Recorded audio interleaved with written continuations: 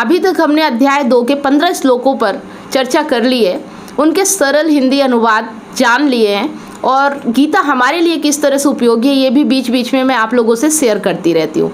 तो आज हम अध्याय 2 के श्लोक 16 से लेकर 20 तक हिंदी अनुवाद सरल शब्दों में जानेंगे। साथ ही कुछ ऐसी बातें जो हमारे लिए भी उपयोगी है। वैसे तो सारी बातें हमारे लिए उपयोगी है, हम अर्जुन की जगह खड़े हुए हैं और हमें कोई कृष्ण चाहिए जो अर्जुन का साथ दे रहे हैं। तो हमें ये समझना है कि अर्जुन को किस तरह वो समझाते हैं, उसी तरह से हमें भी अपने जीवन में समझना है, तभी गीता हमारे लिए उपयोगी है। और गीता के एक एक शब्द, एक एक श्लोक को हमें अपने जीवन में उतारना है और उसे जीना है। अगर आप ऐसा कर पाते हैं तो आपका जीवन बेहतर है, नहीं तो फिर आपके जीवन का कोई मोल नहीं है। तो चलिए आज के इस श्लोक में जानते हैं कि कृष्ण अर्जुन को क्या समझा रहे हैं, माने हमें क्या समझा रहे हैं। श्लोक 16 हिंदी अनुवाद। असत माने होता है नश्वर, असत का अस्तित्व नहीं और सत शाश्वत का अभाव नहीं है। सत्य यानी शाश्वत, जो हमेशा सत्य है, उसका अभाव नहीं है। इस सत्य को तत्वज्ञानी लोग जानते हैं। ऐसा कृष्ण अर्जुन को बता रहे हैं, क्योंकि अर्जुन ने तो ठान लिया है कि उन्हें युद्ध नहीं करना है, चाहे कुछ भी हो जाए, चाहे वो भिक्षा मांग लेंगे, चाहे उनकी मौत ही क्यों ना हो जाए, लेकिन वो युद्ध नहीं करेंगे, क्योंकि उनको ऐसा लगता है कि उनके अपनों का वध उनके हाथों होने जा रहा है और ये उनसे नहीं हो रहा है, क्योंकि उन्हें कहीं ना कहीं रक्त मोह है। और जब मोह आ जाता है ना, तो हमें सत्य दिखाई नहीं देता है। फिर हमें ये समझ में नहीं आता कि हमारे सामने जो है वो गलत है या सही है। बस ये दिखता है कि जो हमारे सामने है वो हमारा गुरु है, हमारा भाई है, हमारे संबंधी है, जैसा कि अर्जुन को दिख रहा है। ये हम सबके साथ होता है। जब हमारे संबंधी, हमारे रिश्तेदार, हमारे अपने जब हमारे सामने होते हैं ना, तो हम ये भूल जाते हैं कि वो गलत है या सही है। बस हमें ये दिखता है कि उनके साथ कुछ गलत नहीं होना चाहिए, और हम अपनी महानता कई तरीक़ों से पेश करते हैं, कारण बताते हैं कि क्यों हमें उनकी रक्षा करनी चाहिए। इसीलिए अर्जुन भी कई कारण दे रहे हैं और कृष्ण उन्हें समझा रहे हैं कि ये जो तुम कारण दे रहे हो ना, ये जायज़ कारण नहीं है, और इसी के लिए वो सारी बातें किए जा रहे हैं। श्लोक 17 जिससे यह सब व्याप्त है उसे अविनाशी जानो, इस अविनाशी आत्मा का विनाश कोई नहीं कर सकता। वह अर्जुन को समझा रहे हैं कि जो ये आत्मा है यही सत्य है और इसे कोई नहीं मार सकता। अगर सामने वाला व्यक्ति सत्य के साथ नहीं है, माने कृष्ण के साथ नहीं है, तो वो जिस दिन असत्य के साथ हुआ था उसका वध उसी समय हो गया था। भले वो तुम्हारे गुरु हैं, लेकिन अगर वो दुर्योधन के साथ है, भले वो तुम्हारे रिश्तेदार हैं, और दुर्योधन कौन है? जो गलत कर रहा है, जो गलत के लिए युद्ध करने आया है, और जब उसके साथ वो खड़े हो गए हैं, इसका मतलब उनका वध तो उसी समय हो गया जिस दिन उन्होंने गलत का साथ दिया है। वो भी नहीं है और तुम भी नहीं हो, तुम्हारे हाथों उनका वध कैसे हो सकता है? ये तो प्रकृति का खेल है। यहाँ जो आत्मा है, जो सत्य है, वो शाश्वत सत्य है, उसे कोई ना मार सकता है और ना कोई बचा सकता है। ना वो जिंदा है ना मृत है, ना वो जन्मा है ना जन्मा है। फिर तुम अपने ऊपर क्यों ले रहे हो कि तुम वध कर रहे हो? इस बोझ से अपने आप को मुक्त करो, और तुम वध नहीं कर रहे हो, वो मरे हुए हैं, तुम्हारे हाथों उनका वध नहीं हो रहा है, उनका वध पहले ही हो चुका है। जो भी व्यक्ति, जो भी इंसान अगर गलत के साथ रहेगा, झूठ की ज़िंदगी जिएगा, जिस पल वो ऐसी ज़िंदगी जीने का निर्णय लेता है ना, उसकी मृत्यु उसी वक्त हो जाती है।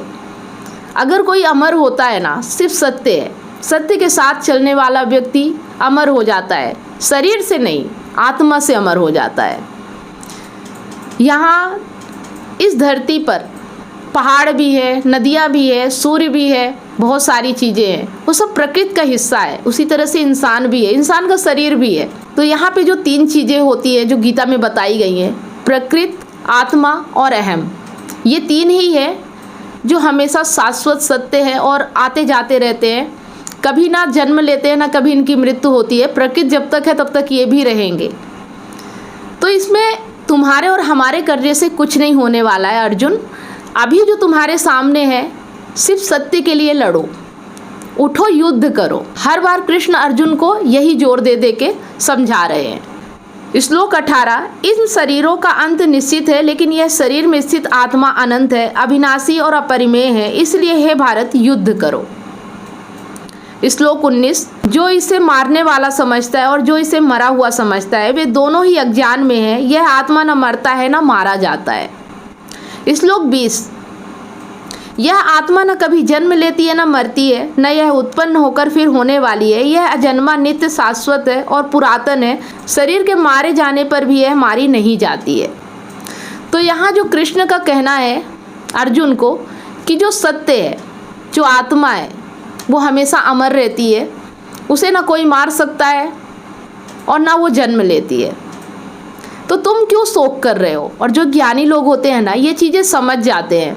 तो अगर तुम ज्ञानी हो तो ये चीज़ें समझ जाओ, और अगर अज्ञानी हो तो मैं तुम्हें समझा रहा हूँ, समझो, जानो।